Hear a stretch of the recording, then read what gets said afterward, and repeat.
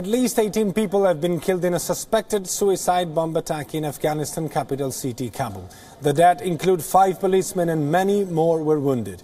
The explosion is the latest in a wave of violence that has rocked Afghanistan and killed and wounded thousands of civilians this year. Political tensions are up as politicians have begun jostling for power ahead of presidential elections in 2019. This is just the last episode of extreme violence in the capital city of Afghanistan, Kabul, where a bomb has exploded and killed as many as 5 policemen and injured many others. This is again an example of how the capital city of Afghanistan, Kabul, it's not to be considered a safe place anymore.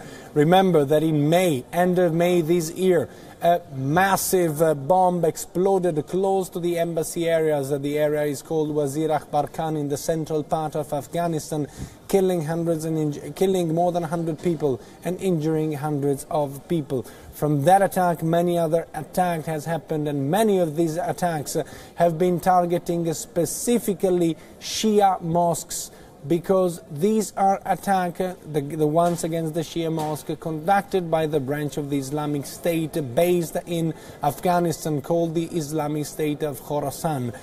We say so because all these attacks have been claimed by the Islamic State, and it is also within the Islamic State a strategical interest of targeting especially the Shia community. Remember that the Islamic State is considered to be a Sunni supremacist terrorist group which believes that the Shia segment, the Shia branch of Islam, is made of infidels. What you're watching right now on your television screens are the latest images coming from Kabul in Afghanistan, where a bomb killed as many as 5 policemen and injured many others. And we are joined on the phone line by Mr. Zabiullah Nouri, who is a senior journalist currently in London, but he is an Afghan national. Mr. Nouri, thank you very much for joining us. So these last attacks speaks volume on the, I would say, decreasing security levels in Kabul. That's very true. That's very true. My latest information is in this regard that the fact the attack was done in order to target the supporters of one of the political opponents of the president, Governor Atta, who was in Afghanistan, and his supporters wanted to rally because they want to, in a sense, show their opposition to the government, and he is anti lots of government policies, given one of the elections and the election commission, which resulted to the firing of the head of election commission yesterday. So this political dispute has unfortunately causes the lives of innocent civilians, and of course the police who are protecting these innocent civilians.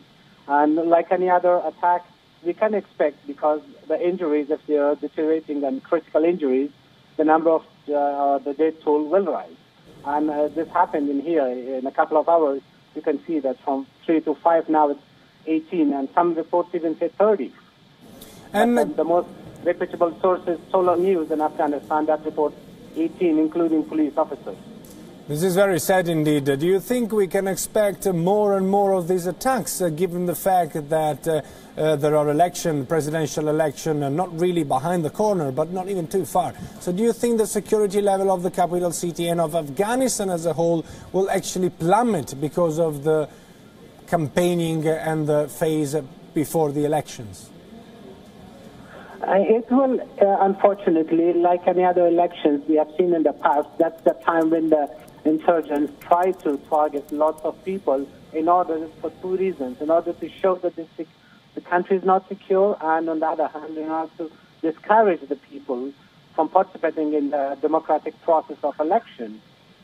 But the problem is, that if the government sticks to the wrong policies that it's doing, unfortunately, the government is siding with one group, political, but sidelining another one or bypassing another one. That's creating problems.